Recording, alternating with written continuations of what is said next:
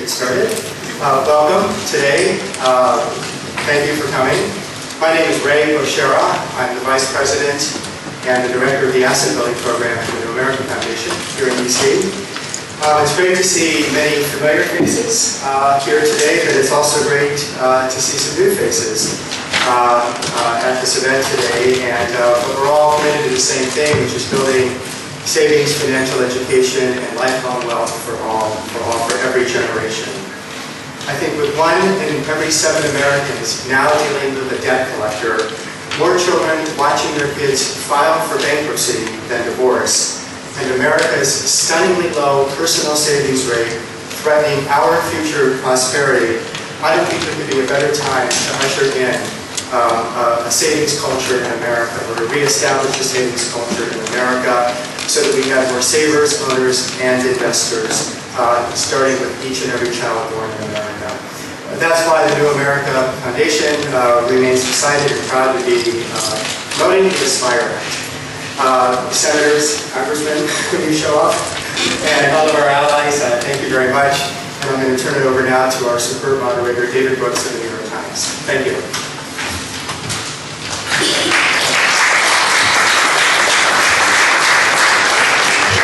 Introduce someone who's not here, but before I do, let me make the obligatory journalistic comment that I'm not an activist, I'm not a politician. I don't endorse legislation, I just BS my way through life. But I do have certain views, and I do have views on the principles of this. And let me preview those views just with 2 experiments that I think get us into the subject. The first was an observation made about 50 years ago about an orphanage in Central Europe. And there were a bunch of what we, I guess now still call retarded kids in these orphanages. And they were adopted, and within 3 years, their IQs rose 30 points. And vis-a-vis the kids who were left in the orphanages, their IQs were now 50 points higher. And the amazing thing about these kids is they were adopted by mothers who were also retarded and living in a different institution. And so it wasn't the tutoring that made their IQs shoot up. It was the love they got from their parents and their mothers. And that shows the importance of early development, the early development of ideas in a human's mind and the way it shapes a life. The best experiment that illustrates this was done by a guy named Walter Mischel about 30 years later, starting in 1969, and up until today, until he was then at Berkeley, now at Columbia. It's my favorite social science experiment. He took a bunch of 4-year-olds, put them in a room, and put a marshmallow on a table in front of them. And he said to them, you can eat this marshmallow now, but I will leave the room, and I'm going to come back in 10 minutes, and if you haven't eaten the marshmallow, I'll give you 2 marshmallows. And what he learned immediately is that no 4-year-old can wait 10 minutes before he eats the marshmallow. And he actually showed me the videos of the kids trying not to eat the marshmallow. And some of them are literally banging their heads on the table, trying to distract themselves. Some turn around in the chair, look over at the marshmallow. One day he was doing it with an Oreo cookie, and one of the 4-year-olds picked up the little Oreo, opened it up, ate the middle, and then carefully went back. Now a successful U.S. Senator. But the scary thing is that the kids who could wait 7 or 8 minutes, 20 years later had much higher college completion rates, and 30 years later had much higher incomes. The kids who could only wait 1 or 2 minutes had much higher, 20 years later, incarceration rates, and much higher drug and alcohol addiction problems. And that's a sign of how early mentality can shape a whole life. And it's not just IQ and the things we call cognitive skills that lead to human capital, but attitudes about the future. Attitudes are you able to control your impulses? Are you able to think about the future and plan for the future? And a lot of the ways we learn these attitudes and impulses come from our parents and the messages that come across in the culture. But some of them come more materially, and they come from the things we own. And I happened to come across a book just this morning, and I'm a conservative columnist at the New York Times, which in some quarters is a laugh line all by itself. And I came across a book called Conservatism in America. It was written by a guy named Clinton Rossiter in the 1950s. and introduced in the 1960s edition by a young struggling writer named George F. Will. And the passage that struck me apropos of today is about property. And property isn't stuff, just money you have in the bank. It has an effect on the way you view the world. And here's what Rossiter writes, and I'll just abstract a few of the sentences. And you're going to have to excuse the sexist language because he was writing in the 1950s. Property makes it possible for a man to develop his mind and spirit. Tools, house, land, clothes, books, heirlooms. How can anyone deny that these are the essential to growth and maturity and wisdom? Property makes it possible for a man to be free. Independence and privacy can never be enjoyed by one who must rely on other persons and agencies for property. Property is the most important single technique for the diffusion of economic power. Property is the essential to the existence of the family, the natural unit of society. Property provides the main incentive for productive work. And so what he's saying is having property, having some assets, has an effect on the way people view themselves in society, view their families, view their independence. And surely one of the things this society needs for its health is broadly based assets. And that's one of the reasons I love the idea of this act, even though as a journalist I'm not in the advocacy business. And what I was going to say, and I will now read Chuck Schumer's book to you. Positively American, assuming Chuck would like it if I held it up. But he's not here, so why don't, with our host permission, maybe I'll introduce one of our actual experts, unless you want to wait for the senator. 2 minutes. No. This is what journalists do. Our TV journalists are supposed to be able to do VAMP for 2 minutes. It's a wonderful Rose Bowl parade that we're now seeing pass by. I'll tell you one more story from social, just so we don't have dead time. I know you'd rather listen to me than talk yourselves. This is another experiment done in Minnesota. And it goes back to the earlier theme. And the theme was how early the mind is formed, and how simplistic notions of cognitive skills only get you to the very beginning. And it was done in Minnesota and a group of researchers took kids really from birth and measured every single aspect of their lives up until the present. I think the kids are now 25 and 30. And they really want to see what cumulatively leads to flourishing and success. And they found that with 77% accuracy, they could predict at age 4 who was going to graduate from high school. But one of the episodes that struck me, that they found and must have struck them, is there was one particular kid who, when he was, I think, 4, one of the things they had the kids do to measure their IQs was give them a blocks test. They just stacked the blocks. This kid was doing the test. His father was in the room with him, and this was back 20-odd years ago. And his father interfered with the kid doing the test, took the blocks and stacked them himself, and then said to the kid, "See, I can do it." And then the kid comes back 20-odd years later with his own son. They put the boy in the room. They put the blocks in front of him, same test, they have to do the same test over all the years. The father, now man, who was the kid, takes the blocks away from his kid, stacks them, and says to the kid, essentially, "See, I did it." And it's an eerie replication of something that had happened that he could not possibly remember. And so when I'm thinking about social policy, one of the things you realize is that all the stuff that goes into appropriations is stuff we think about and can measure and put in a budget. But the stuff that really matters is the attitudes that come out of the way people live. And it's those non-cognitive skills. And if you mention a word like love in a room like this, a commercial hearing room, they look at you like you're Oprah. But it actually is the most important thing. And it's those assets, that security, that sense that you have a future, which makes this idea so valuable. I'm going to start introducing Chuck Schumer on the grounds that he's already heard about himself. And I thought I heard his voice coming down the hall. Okay, I'll introduce Chuck Schumer.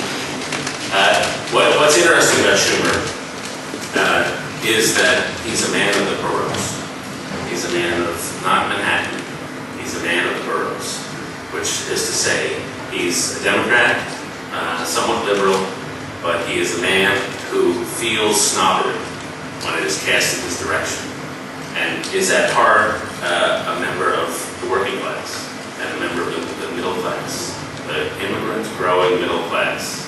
And what he does on the weekends is he takes his bike and he just rides around New York. And he's on his bike going from neighborhood to neighborhood, loves politics, and he was a kid in the 60s, I guess, who got his way into Harvard, and now rides his bike as a member of the non-elite, with certain resentments, I think, about the Manhattan Hollywood elite, and a real sense of what opportunity means. And in this book, Positively American, he introduces us to a family who he says is his benchmark for his views. And that family is, he calls them the Baileys. Originally, interestingly, they were called the O'Reillys, but his publisher said, this is author, his publisher said, you're a Jewish guy, why do you want an Irish family? Why don't you look weird? So he calls them the Baileys. And they are your basic, middle-class, striving, immigrant family who want a basic sense of security so they can rise and succeed. And that is who he mentally goes back to at each point in his legislative career. And so one of the things you value about Schumer is that he's a straight-talking, unpretentious, very smart guy. And when you have him on any sort of legislative thing, you're bound to be happy.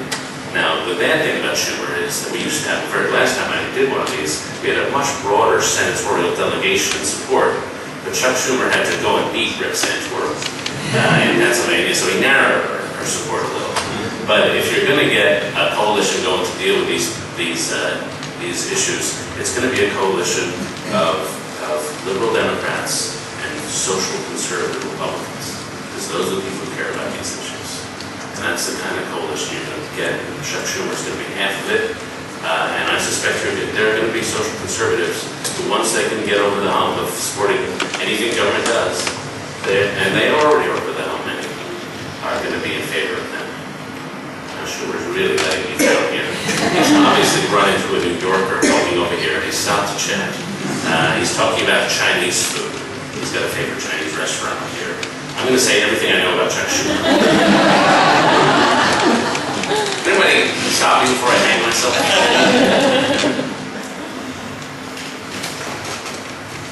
Downstairs. Do you work for him? You want to talk? Very complimentary. He's 1 minute, he's on his way up.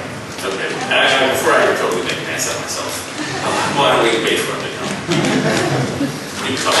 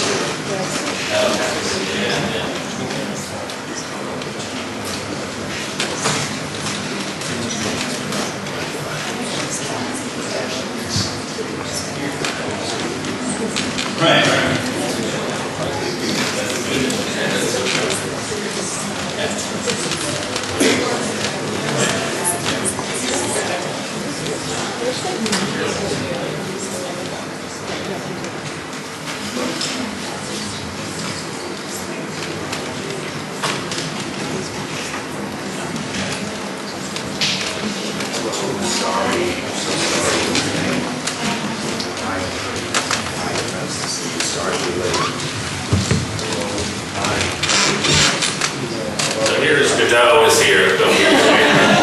Flipping coins. Dara from City.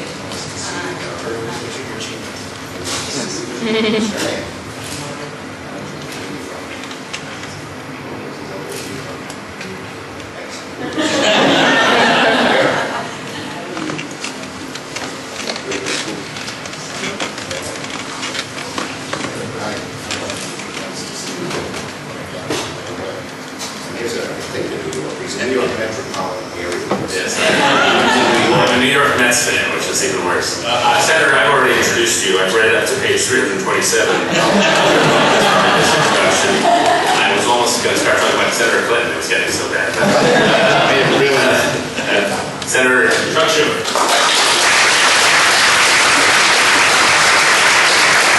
I'd like to thank, we got Honorable Schumer, Honorable Petrie, etc., and Brooks. Why I like to thank Brooks? You know what I heard?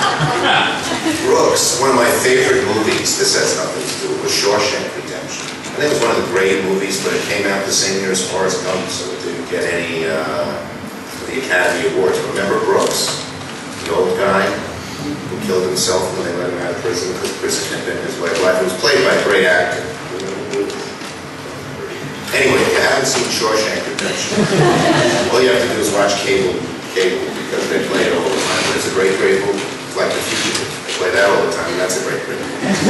Anyway, here we are in Charles Schumer movie reviews. I first want to thank David Brooks for mentioning my book. I want to hear the good news and bad news for Democrats. The good news is Newt Gingrich said if Democrats read this book and follow what's in the book, we'll be the majority party for a generation. The bad news is Democrats aren't reading it. Anyway, I am glad to be here. So glad for the Aspire Act, and I want to thank the New America Foundation for all the work you've done in putting this bill together. My House colleagues, I know they had votes as I did, and I truly apologize for being so late. It's really a great bill. This is the kind of bill that can be a unifying bill. It can unite Democrats and Republicans. Last year, Rick Santorum, who I didn't agree with on much, was the lead sponsor, and I was the lead Democrat. This year, we're trying to get either Senator Bunning or Senator DeMint, both of whom are interested to be the lead Republican. And the reason is it unites ideas. And I always try, if we can have things that bring both of us together. We Democrats always believe help people who need help, create ladders that help people climb up. Republicans believe in values. They say, values are very important, teaching people to save. Teaching people, you don't gratify yourself today and save it on in the future, that'll serve your benefit. And the Aspire Act combines both.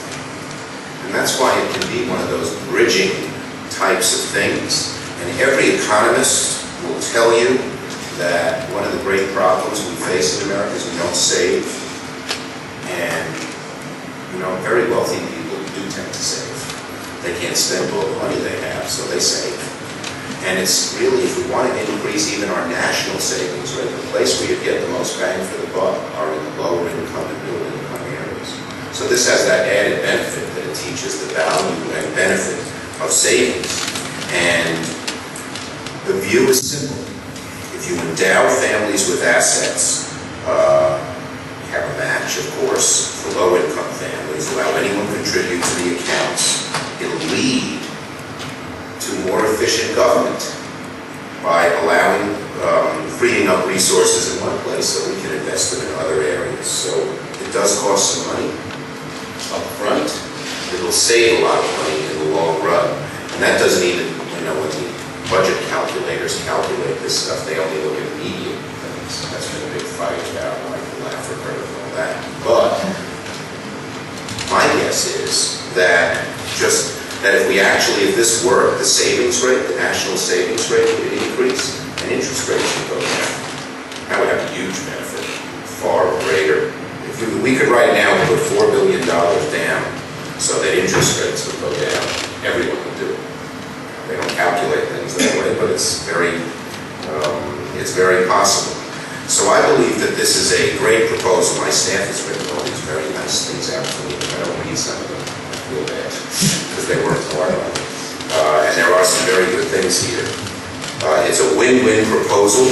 It'll help foster a new, financially literate generation of responsible savers, also encouraging, as I said, a culture of savings among the general population. Everyone knows in today's economy, asset building is important to get ahead, but we're not encouraging children. Teach them early. When I went to PS 197 in Brooklyn, New York, the King's Highway Savings Bank, our local savings bank, came to school in the second grade to Miss McAllister's class each given a savings bank, and the bank put $1 in it. They were doing their own little experiment. And everyone saved, and every week, this is in 1956, every week they collect the bank books, and if you brought in, I don't know if it's PS 197, the King's Highway Savings Bank has some nefarious relationship, I doubt it. But Senator Kennedy is here, I see, welcome. Don't you want to sit up there and say Honorable Kennedy? Brooks only gets Brooks.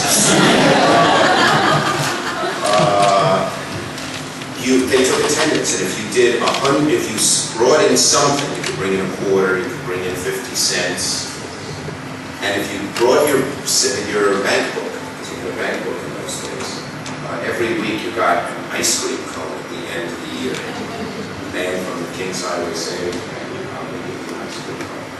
That was the Aspire Act.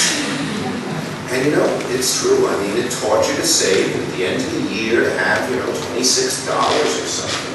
It was a big deal for a kid in those days. So we do need to do this.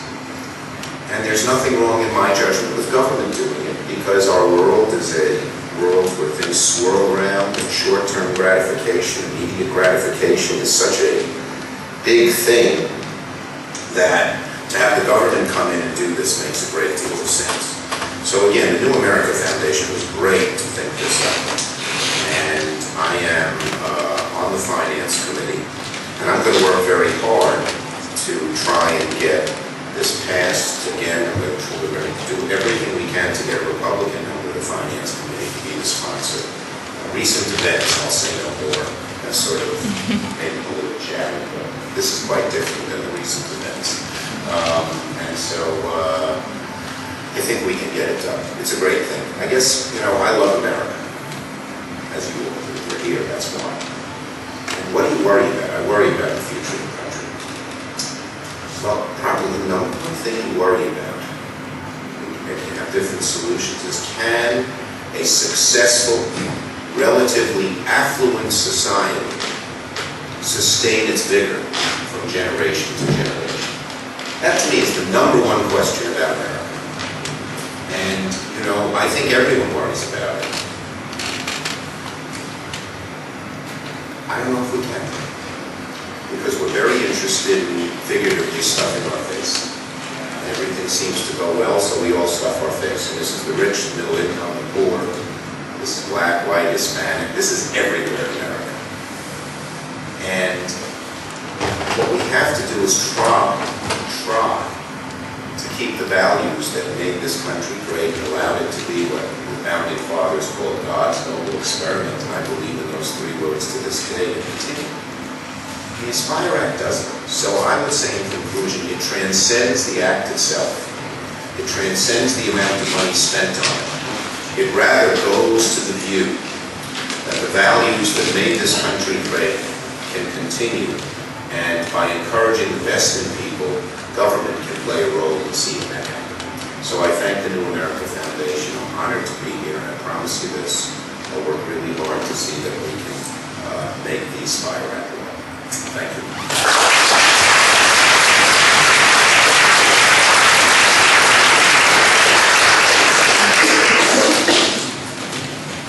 Well, as usual, Senator Schumer was prescient. He introduced Senator Kennedy a few minutes ago. There is a Senator Kennedy, but the one who joins us today is not yet in the Senate, though that may come. I learned just now that he was born on Bastille Day, but he represents Rhode Island, and he's on the Appropriations Committee, and he's been involved in these issues for several years now as a strong advocate in the House and on the Appropriations Committee. Representative Patrick Kennedy.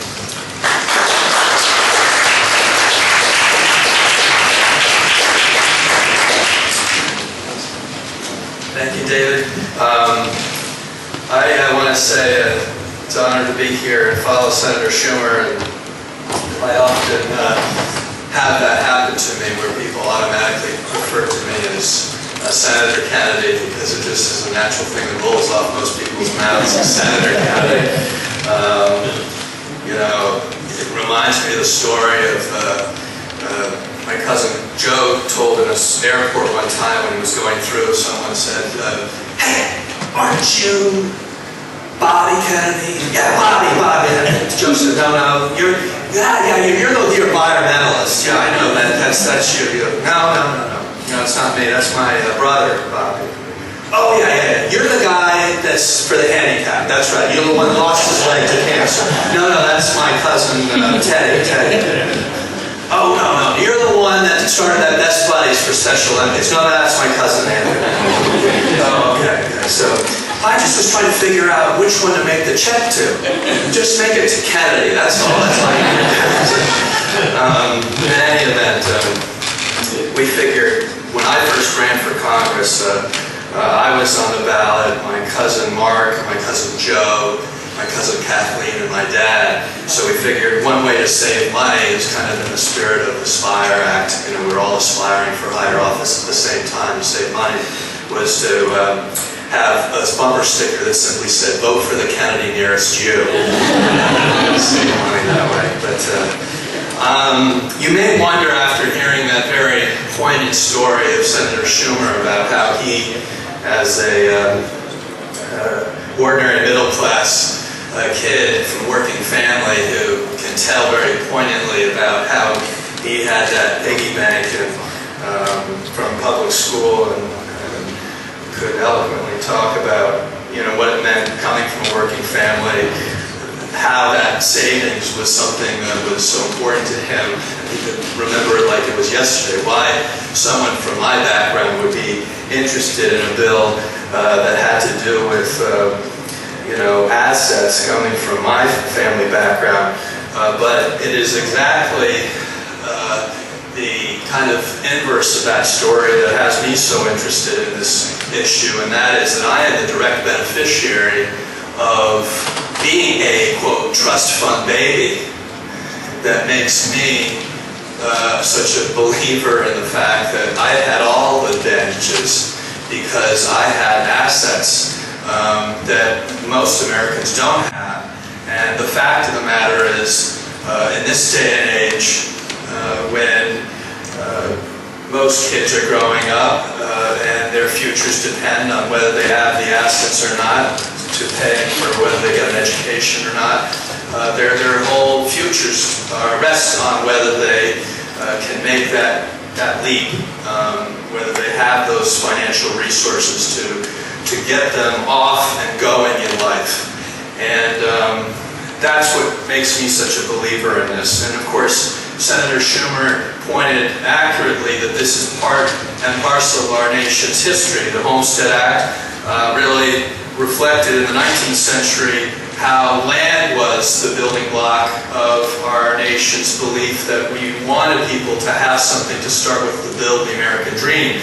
And then as the industrialization took hold in this nation, we had, public education to underscore the importance of basic skills. And then we built upon that the GI Bill and Pell Grants to democratize higher education. And then, of course, we've been building upon that as we've grown along. But it used to be, a generation ago where you get to work and 2/3 of your income was your paycheck and 1/3 of your income was perhaps interest on assets. Now it's the opposite. If you don't have savings and a good percentage of your income is coming from assets and derivatives from assets and your investment income, you're not going to be able to make it simply on working income alone. And that is a fact. And it's a fact that should force us into rethinking how people these days are able to make a living. I constantly think about how it is that my constituents manage to make ends meet when they have to work 2 or 3 jobs. And it's clear that it's not by working alone, that they also have to invest.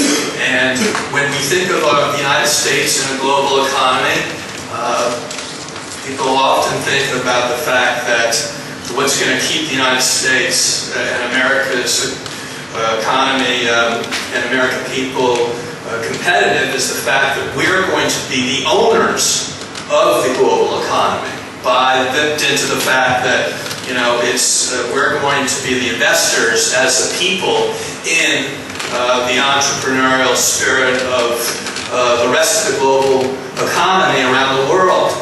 That's only if we have the assets to be able to participate in that ownership.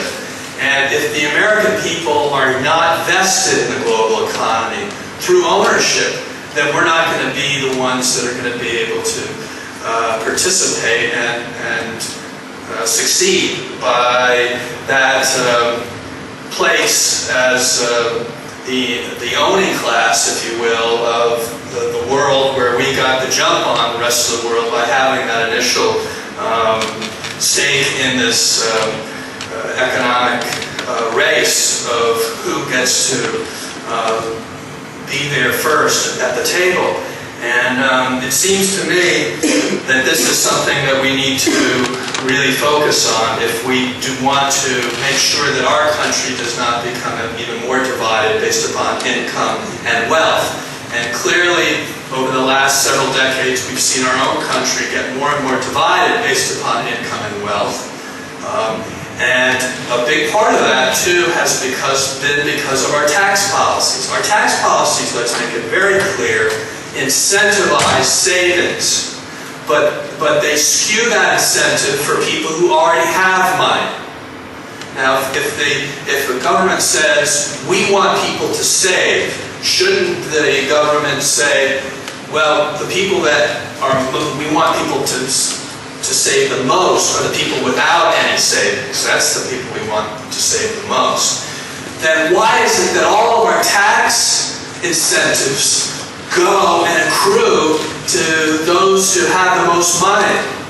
Why aren't we doing more to target our tax code to really incentivize savings for where it is needed the most, and that is for people with the least savings? So in other words, you look at the expenditures, tax expenditures, and that's what these tax codes look like. When we look at the write-offs for our 401ks and the like, that's what these expenditures are. We have a chance. Where do we want the money to go? Do we want it to go to this income class, or do we want it to go to this income group or this income group? It seems to me, with the disparity of wealth and income right now, we better even off those tables, or else we're really in jeopardy of losing a real equilibrium in our society that keeps our country in balance. Especially given that, as I said, work these days is not enough to keep people in that balance alone like it used to be, where you could rely essentially for 2/3 of your income being on your paycheck. So I thank all of you for being here, and Ray, Bouchard, Reed Kramer, and the New American Foundation for your continued work on this. And Tom Petrie is here with me on working on a bipartisan basis in the House, and Jim Cooper and Phil English. We've been working on this for years, and we look forward to keeping this effort moving. And thank you, David, for being our moderator today. And thank you, Henry, for all the good work that you've been providing over the years. And look forward to participating soon more.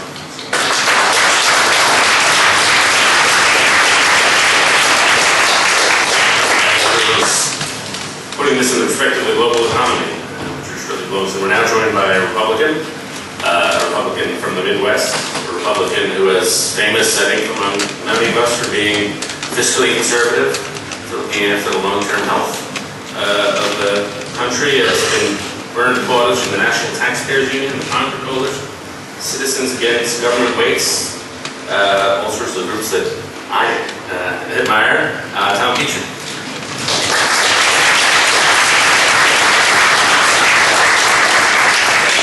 I always think I'm watching the Gil Lear's Friday night wrap-up when I see you as hockey.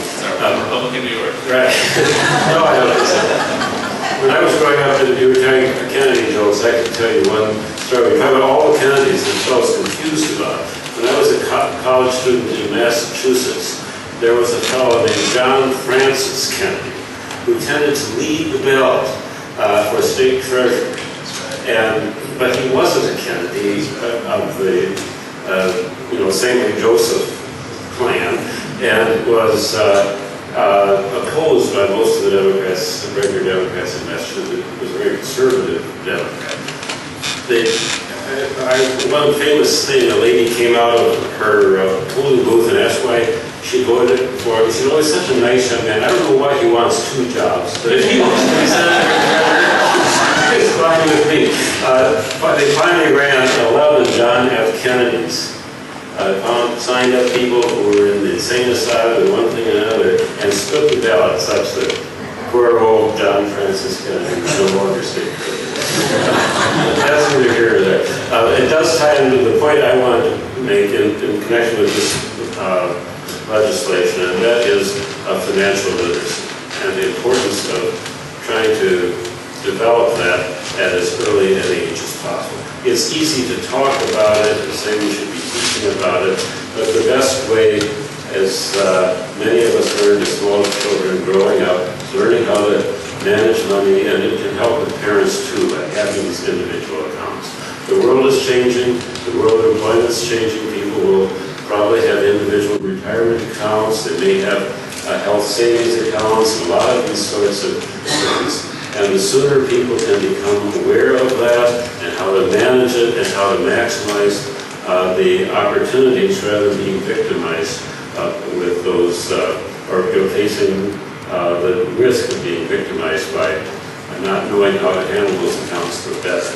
And giving each child, when they're born, $500 with the opportunity to match it, help draw the parents and other relatives into that process, and then watching it will expose people to what Albert Einstein, is a very famous quote, is often talked about in these contexts, asked what the most powerful force in the universe was, and he said, interest, compound interest. The most powerful force in the universe. So on the right side of compound interest, not the wrong side, as anyone with a credit card in college knows. And so this is an opportunity to teach people the positive power of compound interest and help people get an opportunity to learn through doing, to kind of become more familiar with these accounts and how they work. I think of it also in the context of something that was done about a generation ago now by a man named Louis O. Kelso, who wrote a book called The Capitalist Manifesto, and who was convinced that the communist group was wrong and that there was a return sort of to capital as well as to labor, and the idea was to figure out how to make that return as broadly available to people as possible to enable a democratic society to work and to have give people the ability to consume on an equitable basis. And out of that, Russell Long created the ESOP movement, which is a way of leveraging the opportunity people won't stop. This is an opportunity in the same general ballpark. It's being endorsed now in a slightly modified form by one of the candidates for president, and I think it's going to get increasing attention as we go forward. So I commend the New American Foundation for sticking with this, and I will too, and I'm sure we'll eventually get all across the world. Thank you.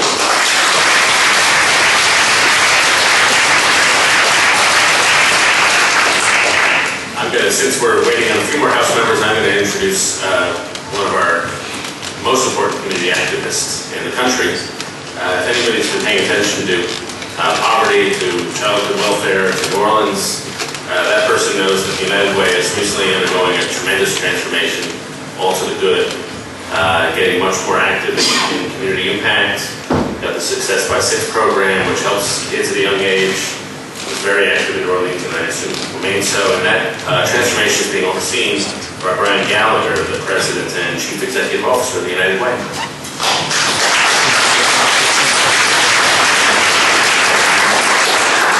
Thanks, and Ray, to you and the New America Foundation, thanks. and to Congressman Kennedy and Petrie and all the members of Congress, thanks. Let me, if I could, before I say a word about our growing interest and involvement in financial stability and independence, say a word about David's point about early childhood learning and development, because I think there are points that are congruent here. Is that local United Ways around the U.S. are in aggregate the largest early childhood movement, private movement in the country. 800 different local United Ways working on early childhood development. We also work with a lot of businesses. Most of the resources that come to United Way come through big workplaces and people of high net worth and middle income and good business.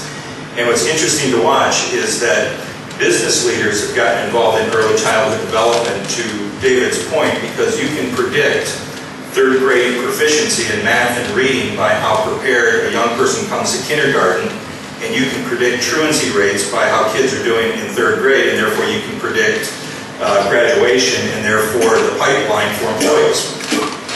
The opposite is true, that correction officials across the country do the same calculus. They watch school readiness in kindergarten as it leads to preparedness for third grade. You can actually start doing the projections around how many prison beds you'll need based on how well kids are doing in third grade or not, because it predicts truancy and it predicts graduation. And if you don't finish high school, you're much more likely to be involved in first the juvenile justice system and then the adult correction system. So it's interesting that around early childhood and early intervention, you can track it around our competitiveness, or you can track it around the human and the public cost around incarceration. Let me give you a sense of why we're here talking about financial stability and independence, its importance, and the importance of the idea of savings accounts as early as possible, in this case at birth. We're the largest privately supported kind of human development nonprofit in the country. It's $400 billion in almost all private support. We're over 100 years old. We've been working in the social services field for a long time. After school programming and daycare and housing services and so forth. But in a phrase, the economy has changed.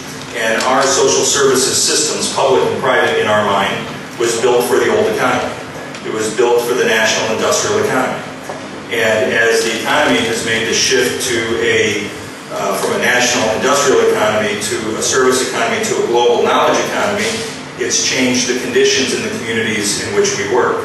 So the idea that there would be, like for my father, who immigrated from Ireland with an 8th grade education and worked at U.S. Steel and then an industrial plumber and so forth, that he could make enough money to sustain us at least sporadically enough to get through it with enough social service support and so forth. Those days just aren't, I'd say no political point of view on this. The economy shifted, and the need around education and training has been heightened. We'll have a labor shortage in the U.S., but they're the kind of jobs that we're going to need more training for, more preparation for, when in a lot of ways we've been going the other way. And I would say that it's not just the social service system, but our job training systems, I think, were built for that old economy. Our healthcare systems were built for that other economy. The education systems, both primary and community colleges and so forth, starting to shift, but we think that there's a significant need for change. You've heard some of the statistics, but we watch this now. Personal savings at a 73-year low.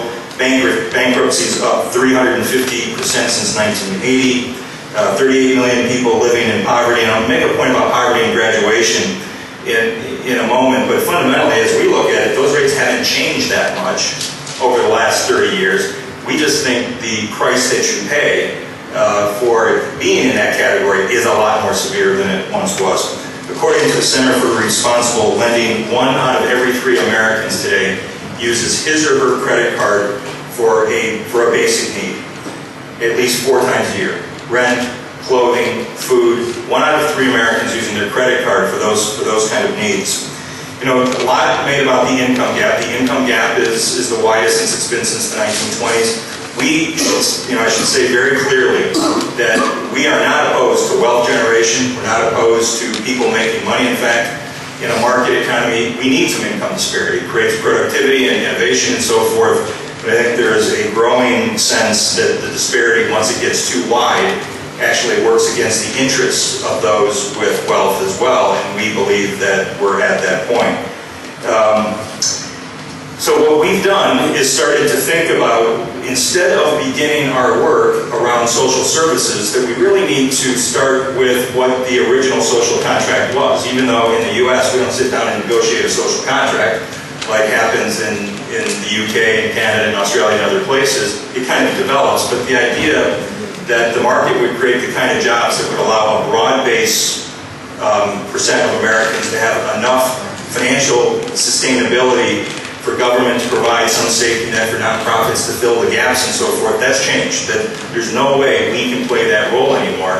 So we've now begun to believe and started to work on this idea that if communities are going to advance to the common good for all citizens, we're going to have to come back to beginning with the financial stability and independence of more of our citizens, and then get social services back in the role that we were really designed to play.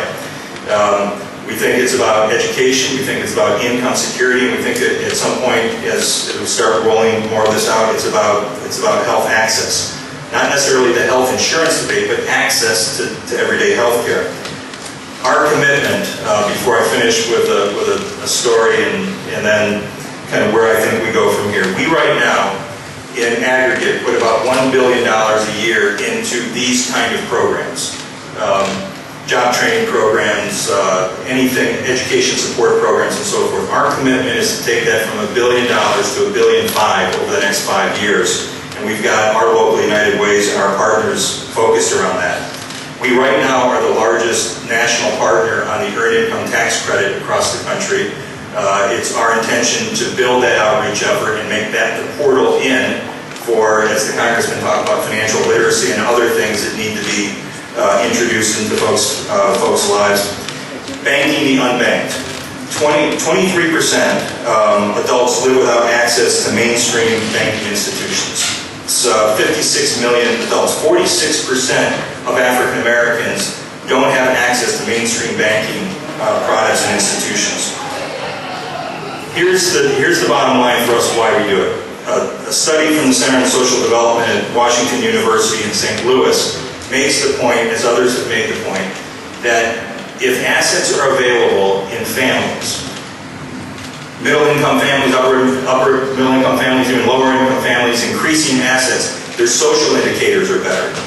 Couples are less likely to divorce, lower rates of domestic violence, fewer chronic illness, better overall health. Their kids are more likely to stay in school and more likely to go to college. So in other words, we believe that it's just good social business to get back focused on how do we get more stability, financial stability, and then at some point, independence in people's lives. And the framework we've created, working with a lot of partners, is help folks build their income, either through benefits that they're eligible for Earned Income Tax Credit, food stamps, job training, better jobs, and so forth. A lot of trade jobs that are out there that I would suggest our systems have not paid attention to in terms of the opportunity. Help build savings, individual development accounts, savings initiatives, help people keep their assets. Quick story to finish with this. We had at our national conference this last year, a woman come to speak to our over 2,000 people to talk about the importance of getting a family financially stable. She's a city employee in the city of San Antonio. She makes $38,000 a year. She's a single mother of 4. She was just getting by. She wasn't living below poverty, but she was living paycheck to paycheck. Through a partnership with the local United Way, the City of San Antonio, the IRS, Bank of America, which is now a partner across the country, she heard about the Earned Income Tax Credit. She signed up for it. She got her return several years in a row. She was encouraged to start saving some of that. She put some of the savings into an individual development account, which was matched by the local United Way and other private supporters. She put a down payment on her first home. Her 19-year-old daughter, this last 2 years, realized she was eligible for an Earned Income Tax Credit. She applied, she got the return, she opened an individual development account. She put that savings into tuition to go to nursing school this fall. We talk a lot about the cycle of poverty and the dependency on welfare and so forth. The next step is when that young woman has a child, that we ought to start then. And it ought to be, let's get that, what Senator Schumer talked about, let's build it into our policy, whether it's private policy or public policy. We think that this idea of savings accounts as early as possible is absolutely the right approach to start to change the way we think about just human success. And our commitment is to make sure that our resources and our stakeholders, corporate and otherwise, stay behind this idea of flipping the social contract again. Let's get back to a financial situation that allows folks to sustain themselves, and then the social service sector can take care of the business that we're supposed to take care of. Thanks very much. It's very good to be with you.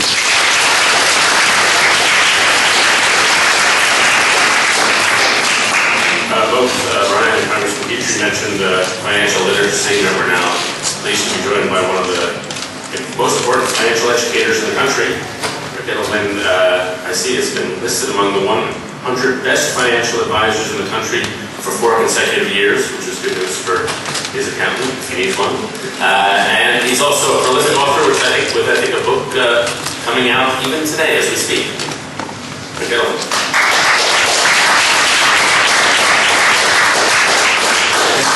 Yes, Lies About Money, bookstores everywhere, 1995. I have been devoting my career to financial literacy and have been working with Ray for a number of years on this initiative.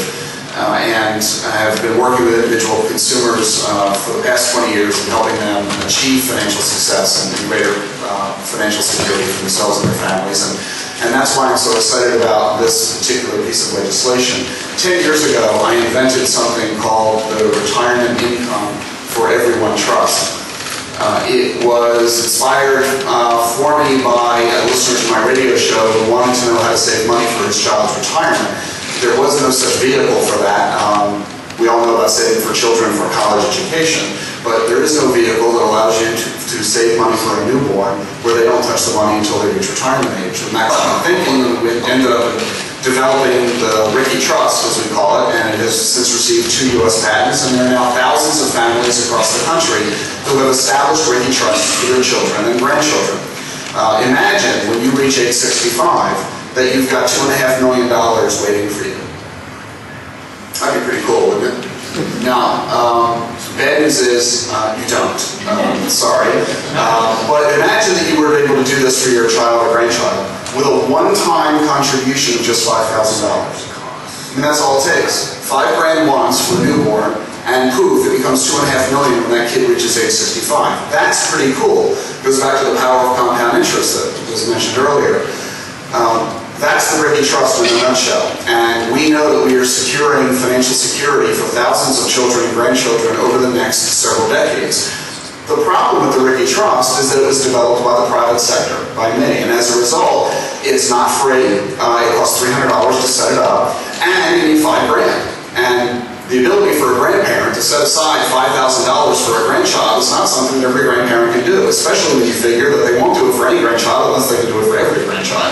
So it's not $5,000, it's $5,000 times 3, or times 6, or times 12. So it is something, unfortunately, as a financial advisor, we tend to work with affluent Americans, and that is a very small percentage of the population. Now take a look at the kids' accounts that we're considering in the Aspire Act. All of a sudden, it's not available only to the most affluent of Americans, it's available to every child in America.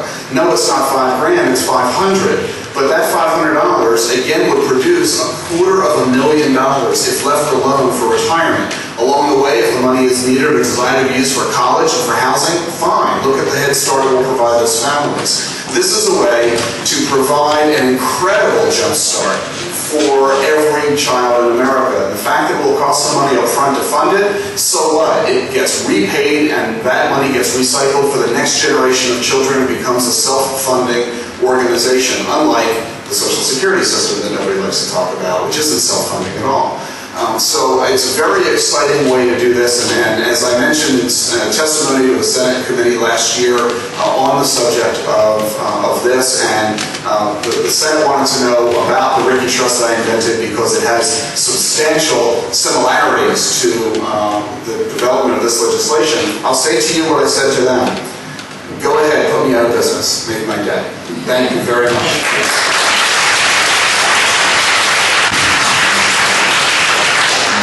Those are the last times you'll hear those words in this office complex. And then we arrive at the highlight of the session. We're going to hear from somebody who's actually living the process a lot of us have been talking about. Jamar is here from Delaware, where he's been active in the SEED program at the Parents Frame Boys and Girls Club in Wilmington, Delaware. I think he's one of the top savers in that program, and he's actually doing what we're talking about. So, ladies and gentlemen, Jamar and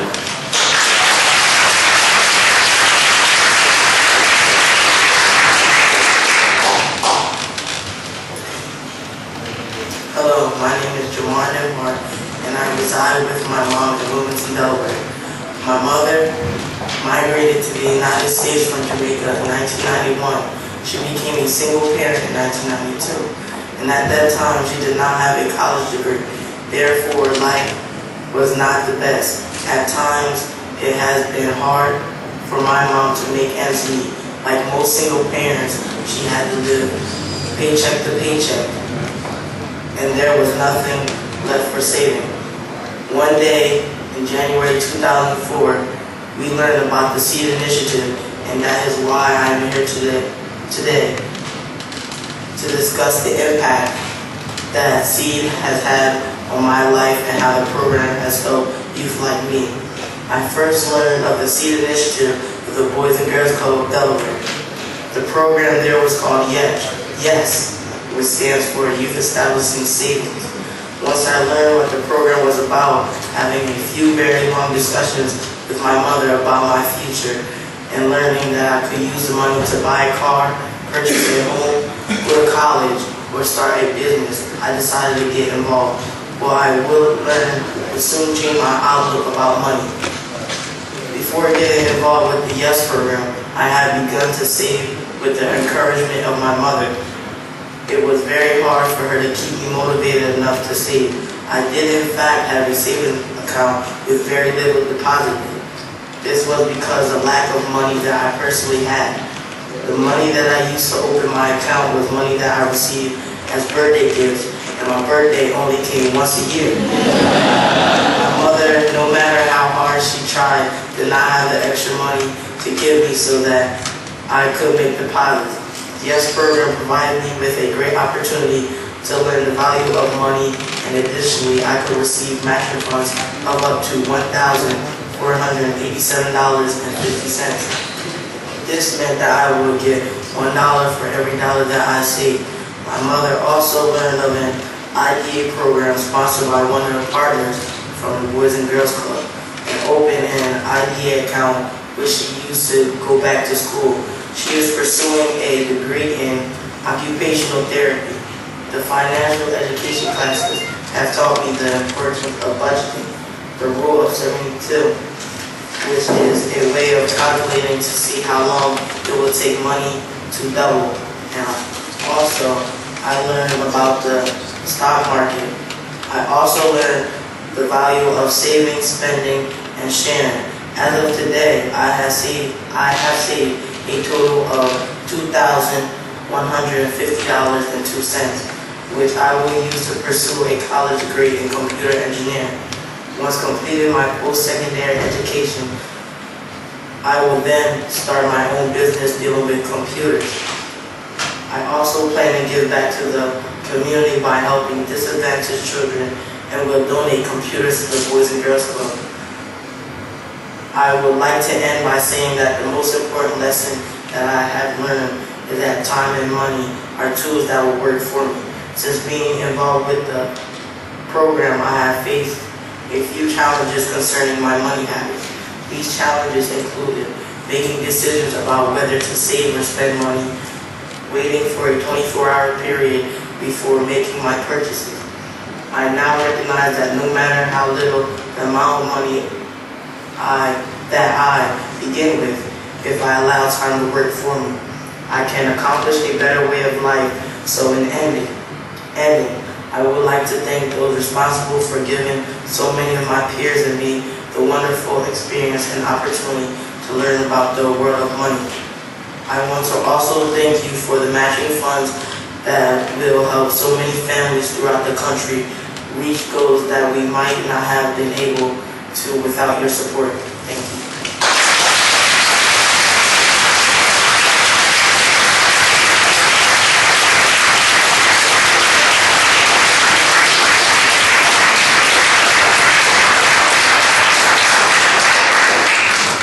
I think you could give people up here an education in how to conduct themselves fiscally. Also how to write a speech and deliver a speech. So that was beautifully done, and if Senator Schumer were still here, he'd have a little legislative idea. 2 birthdays every year. I think he'd go for that. We're now joined by Dr. Darrell Luzo from Junior Achievement. Dr. Luzo is the Senior Vice President there of Education Strategic Partnerships. Has been involved in a whole series of educational things having to do with growth, development of the person, at ACT, at Auburn, Texas A&M, National Career Assessment Services, Inc. Dr. Luzo.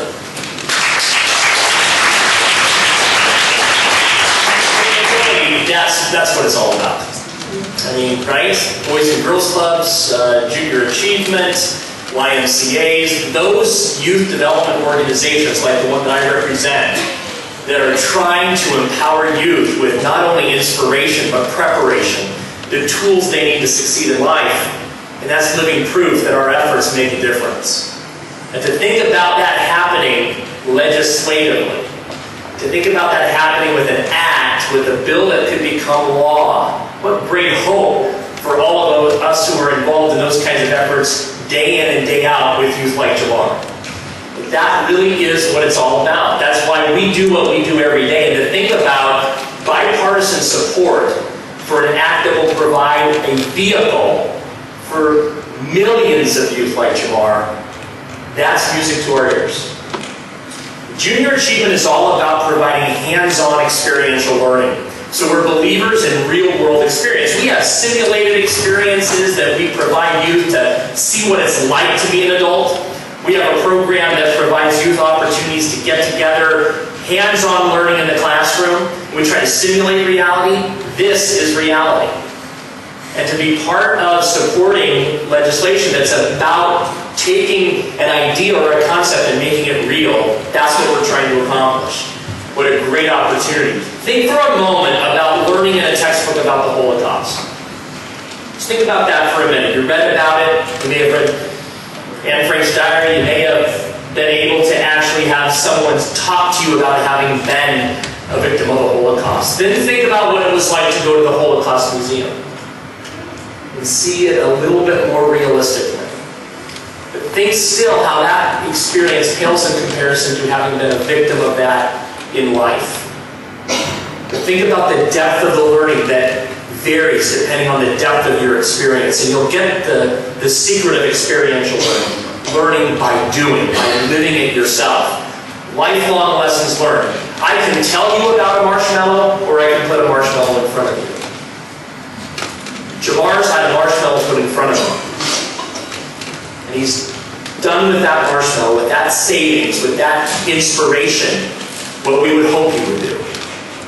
He's turned it into, all I can think of is the Stay Puft Marshmallow Man, this big, right, from Ghostbusters. Senator Schumer talked about movies. I'm a movie buff as well. Jamar, you're making us proud.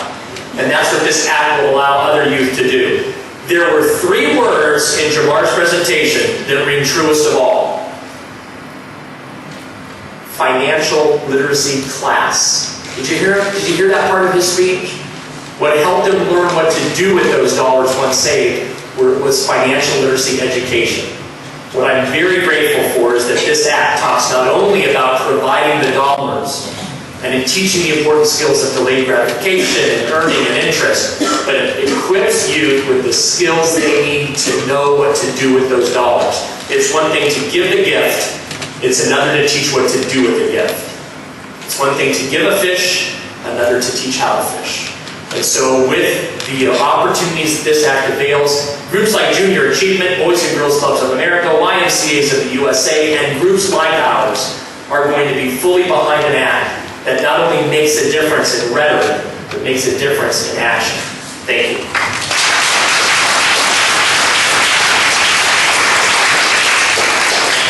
That's very energetic for Junior Achievement. And also have a marshmallow appropriations bill. We're next joined, one of the nice things about this is not only you get Republicans and Democrats, but the rich and the less rich, but you also get business, community service groups, labor, you get everybody seems to support this thing. And our next speaker, Darren Guy, is the Director of the City Office of Financial Education, also the Executive Director of the nonprofit Jumpstart Coalition for Personal Financial Literacy, which is based right here in Washington, D.C., and also the author of City Common Sense Money Guide for Real People, who are my favorite kind of people.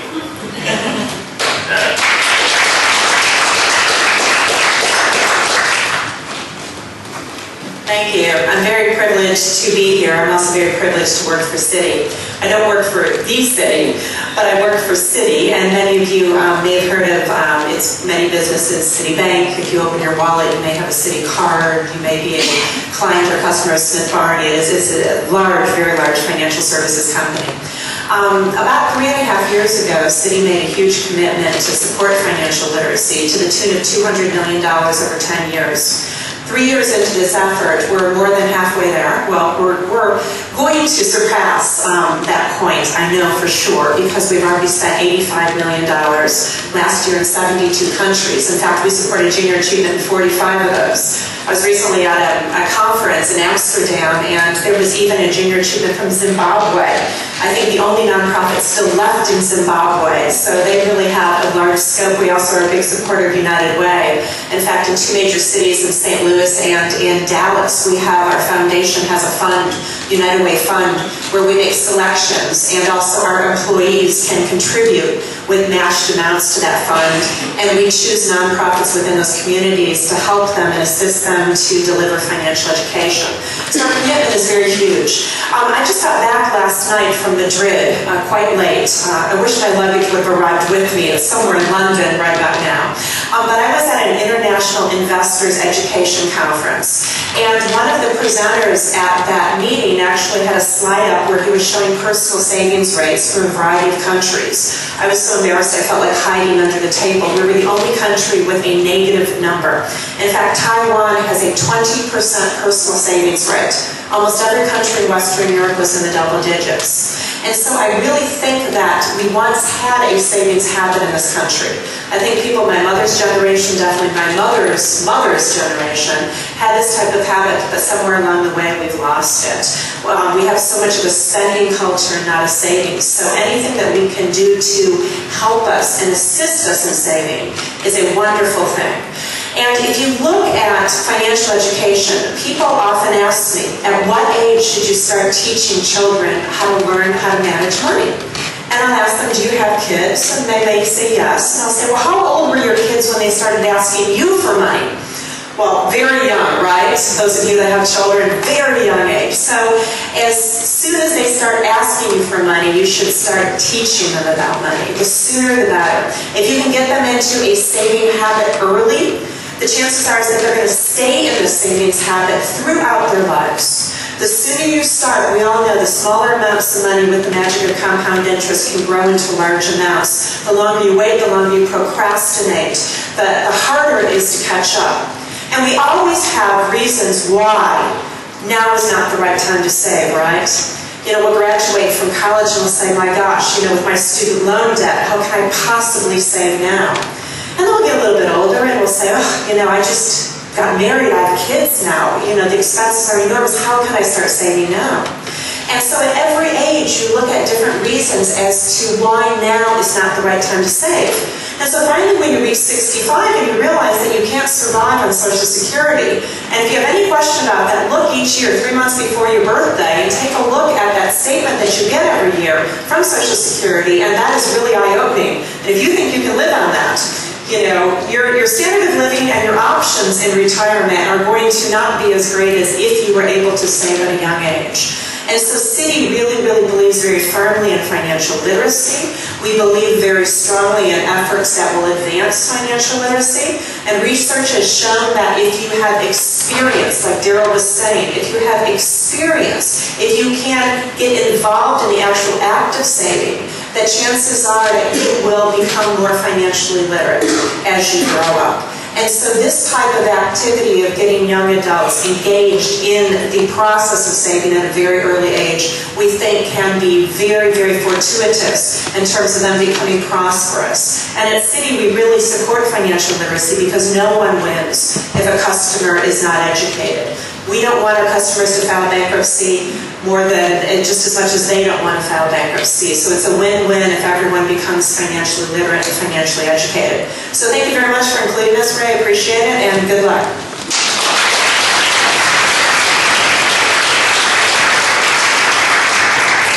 I lose my bags, I'm not dressed that well. I also want to thank Citi for sponsoring the baseball team, my favorite baseball team, the team formerly known as the New York Mets until about 2 weeks ago. Citi will fix all that problem. Our final speaker, two of our House members couldn't make it because of votes. Representative Phil English, who's from Western Pennsylvania, and Jim Cooper, who's from Tennessee, expressed their regret, but they're both maverick members of Congress. Jim Cooper, frankly, is one of my favorite members of Congress. He's right on everything years before the case. If you want to know where healthcare is now, where Jim Cooper was about 15, 20 years ago, if you want to know about the long-term financial future of this country, look at what Jim Cooper is saying today. Our final speaker is a scholar who has been looking at some of the research into this problem and what we can do about it. Saoirse Brophy-Warren, if I'm pronouncing the first name right, is an affiliate scholar of Houston for American Values, and now working on a report on the impact of American habits on attitudes about debt and savings. And this report will be called For a New Thrift, which will be released next spring, and hopefully we'll get a little preview of that.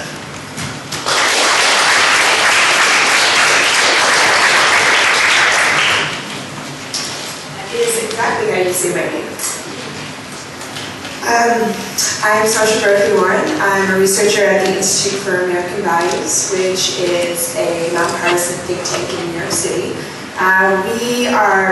We do research on American cultural values, and we are currently working on a research project about the evolution of American thought on savings and debt. It started as an inquiry into the history of the economic value of thrift.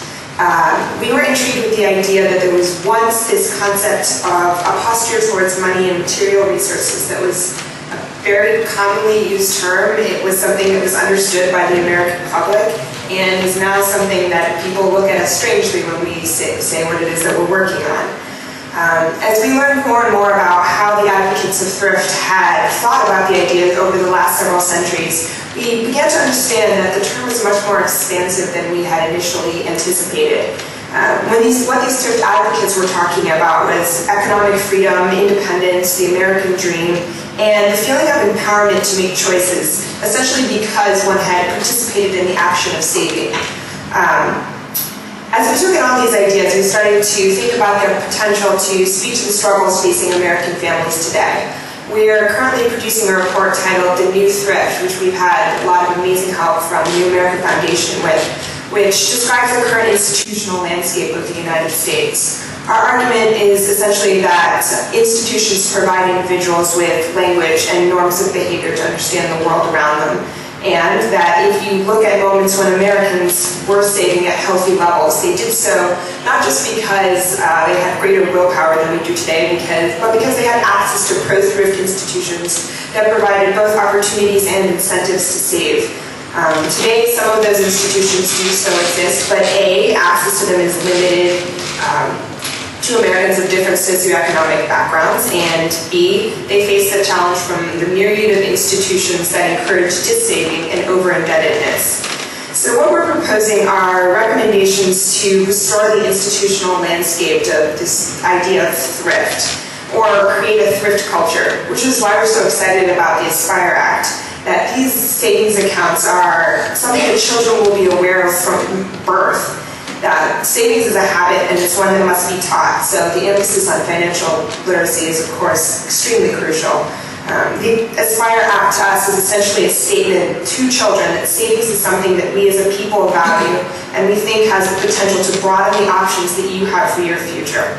So we look forward to the future of Aspire and the point where we can say that savings is an acknowledged American priority for building assets and for achieving greater financial freedom. So, thank you.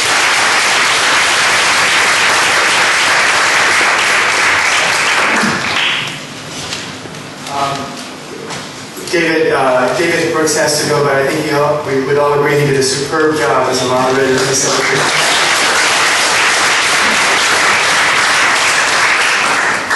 We have 15 minutes for questions, and I think that the panelists, those who can stick around, please come to the table, and we'll do what we can with the time. Keep in mind that we have ABC News and Fox News here in the room, so let's put it on the record. Any questions? Yes, please, if you can state your name. James with the National Association of Secondary School Principals. Can you talk about what is included in the bill with regard to professional development for financial literacy? The bill is deliberately vague on the financial education requirement. It only says that financial education shall be required around every account. It shall be provided around every account. And how that happens is really up to the experts. We felt uncomfortable being too prescriptive about how it should be done and envision a process that would bring your organization and financial literacy groups together to figure out how much of it is in school, how much provided by nonprofits, what's the balance between the kids and the parents. So it's deliberately not prescriptive on the how, but that it shall happen. Rick, could I just add to that? Please, yes. On a statewide level, as you know, all education policy is made state by state. There's currently this year about 22 states where there's legislation pending to require financial education to be integrated into an existing course. And last year, 7 states actually passed this type of legislation. But just to give you an example that I think works very well, in the state of South Carolina, the bill that passed said that they would establish a trust. And the trust basically would be paid into by financial services companies. And one of our companies, City Financial, is one of the ones paying into the trust. And that fund would be specifically for teacher training.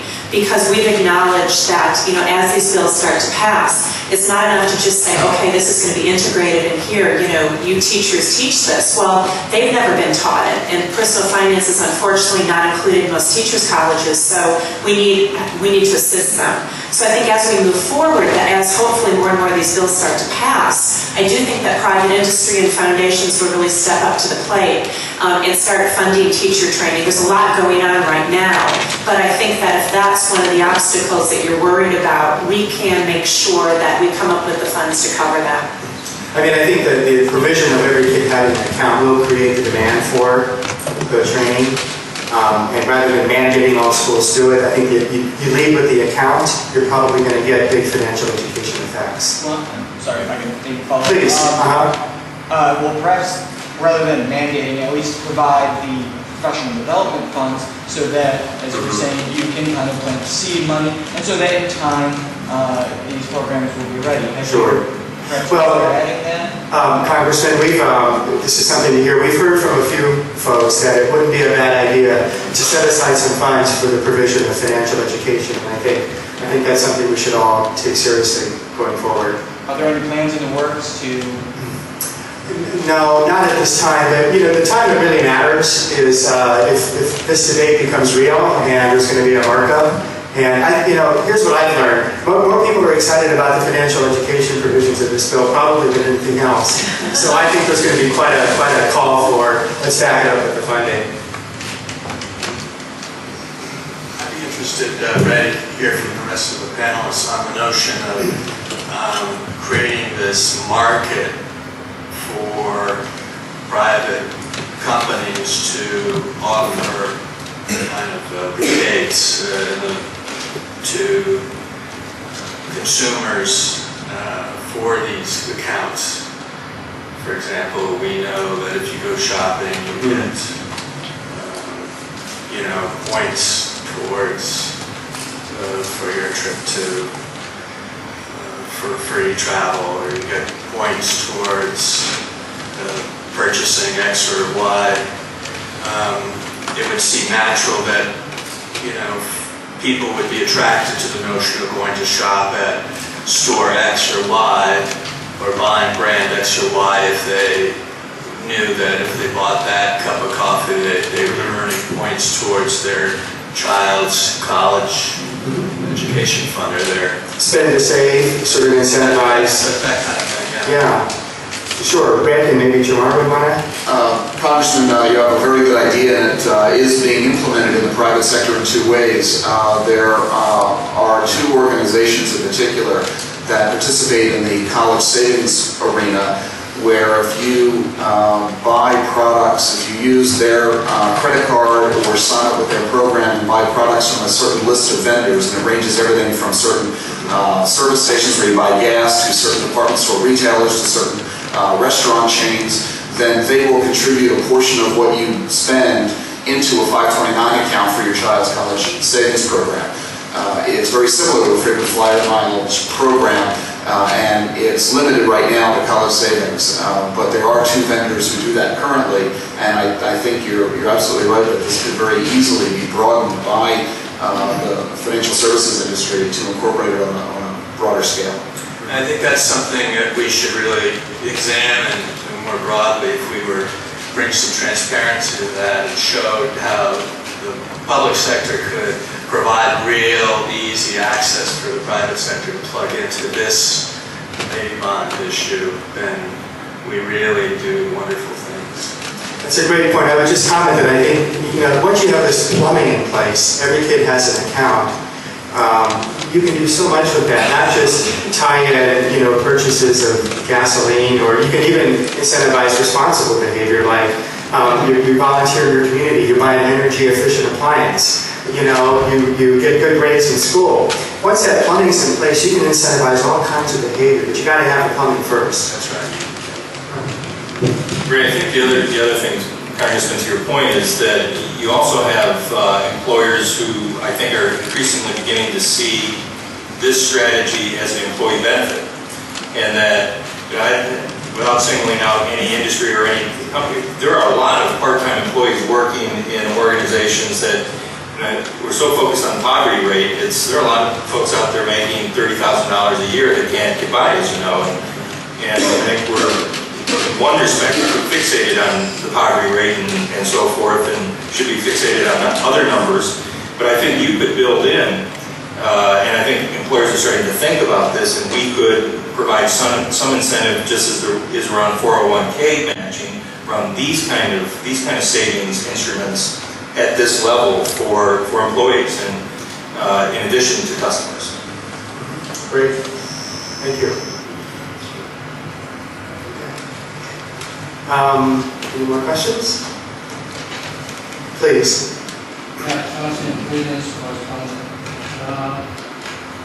Were you going to create a new agency to handle this, or to some existing? And second is to the fund will most come from federal and state, and also how much will be the initial funding. And also education is very important to her. And will this be also in elementary school, high school, college, and even in the company?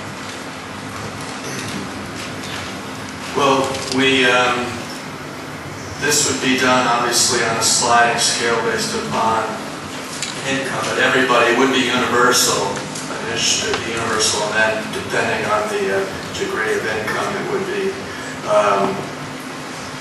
done on a sliding scale. But we would have to take the cost of it overall. We're going to have to get the Congressional Budget Office to do that. But one of the points that I wanted to make, well, David Brooks was here, we didn't get to make, is that unfortunately, the Congressional Budget Office has become the biggest policymaker here on the Hill. and that the way that we account for things, because this is really an investment. We've looked at, education as a liability in our books. If we spend this much, that's less money on the books as opposed to an investment in our kids that are going to be more productive, as such be greater earners, bigger taxpayers, and also, by the way, be a big cost avoidance because they're not going to end up in the juvenile justice system and the social welfare system and needing the kinds of programs that are going to cost us money in the society down the road. So we're really in a quandary here in terms of how our budget system works and how it costs these things out, because if you provide these dollars, first of all, the program calls for these dollars to be recouped. The $500 are paid back. It's a revolving loan fund, essentially. So it will be paid back. The interest, however, will be kept by the recipient. But it will act as a kind of a revolving loan fund in the future. So the startup costs are what we're going to really need to get it going. But then after that, it'll be carry itself. So it's the bigger policy question as to whether we want to do this or not, and then we can get into the question of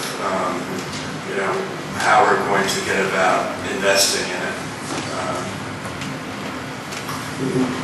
Thank you. If I could just real quickly, on the education issue, you asked where, I think Dara made a very good point that it's never too early to begin educating youth about financial literacy, right? Never too young of an age. Junior achievement programs, which reach 4 million students in the United States every year, that all include some element of financial literacy education, begin in kindergarten and go all the way through 12th grade. And in some of our offices throughout the United States are beginning to also outreach to adults. In some of our centers that we've built, our J.A. Finance Park centers, so that they too can learn what they didn't learn as youth. So I don't think it's ever too young to begin. As was mentioned, this act calls for groups to get together to determine the best educational ways of carrying out preparation and inspiration for the youth that would have these dollars. If I gave every one of you $500 right now and half of you had received financial literacy education, half of you would be doing something very different with those $500 than the rest of you that had not had that education. So it's one thing to get the plumbing in place, and it's another to ensure that we have enough plumbers adequately provided with professional development and programs supported by corporate America that are invested in the successful education and financial literacy of the youth that would have these dollars. It all fits together ultimately, and I just am pleased to see this kind of momentum around the Aspire Act at this time. It's great news for all of us. Great. Can you hear quickly, Peter? Okay, because they're going to kick us out of the room. I'm not rushing you. Please. Okay. The U.S. Congress. Great. Peter, introduce yourself. Yeah, sorry. Peter Morris with the National Congress of American Indians. One of the exciting things for me personally, for us as an organization about this proposal is it has the potential to level the playing field significantly. And I guess the question that I have, and I think Brian mentioned it, is how do we provide this opportunity when so many, particularly communities of color, Native communities, 86% of them lack a single financial institution within their borders, 23% in African American communities, and those figures go on.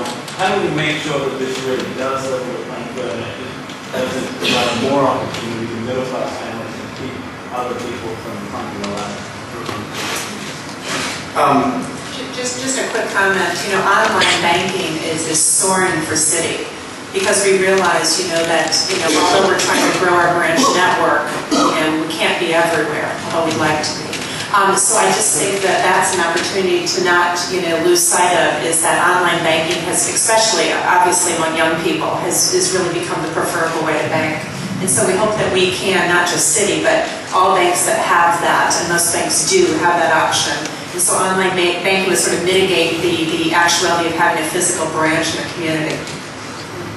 This is, to a degree, a question of the chicken and the egg. Do you provide the financial literacy first so you know how to handle the money that you're given, or are you given the money first and then told to go figure out how to handle it? clearly the legislation would put the money in the hands of the children when they're newborns. And many of them and their parents are unprepared for handling the money correctly. We find the same problem in the workforce. When people are participating in their 401ks and 403bs and through savings accounts, they have no idea how to manage the money, and that's why most people are terribly mismanaging the money and are going to end up in retirement with hundreds of thousands of dollars less than they should. Therefore, it's critical that another piece to this be the automation of the money. Until you know how to handle it yourself, resources are provided for you that will handle the money for you. The lifestyle funds that exist in retirement planning today, which I don't particularly like as a financial advisor, I have to acknowledge they're better than nothing because they help automate the asset allocation and diversification process to prevent people from being their own worst enemy and mismanaging the assets. So we need to provide the resources to get that financial literacy, but in the interim, provide them the safety nets that the money will be managed as professionals would manage it on their behalf. Well, and that's exactly right. And the way the bill is written is borrowing every insight we can get from behavioral economics. The accounts are created within a plan structure within Treasury, just like a thrift savings plan. The default is a life cycle investment option.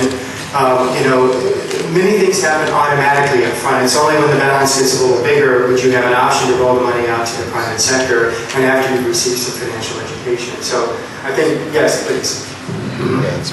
But I also want to address the access question directly because I think what's going to have to take place, whatever comes out of this, is that there have to be trusted institutions that reach into communities of color, disenfranchised communities that may not have always been a part of these kind of discussions. And Boys and Girls Club was that. But there will be others that we're going to have to, I think we're going to have to reach out to and make sure that they're a part of the outreach into communities. And secondly, back to automation, I think we ought to look at, financial institutions like Citi and others are putting lots of money into trying to reach out into communities.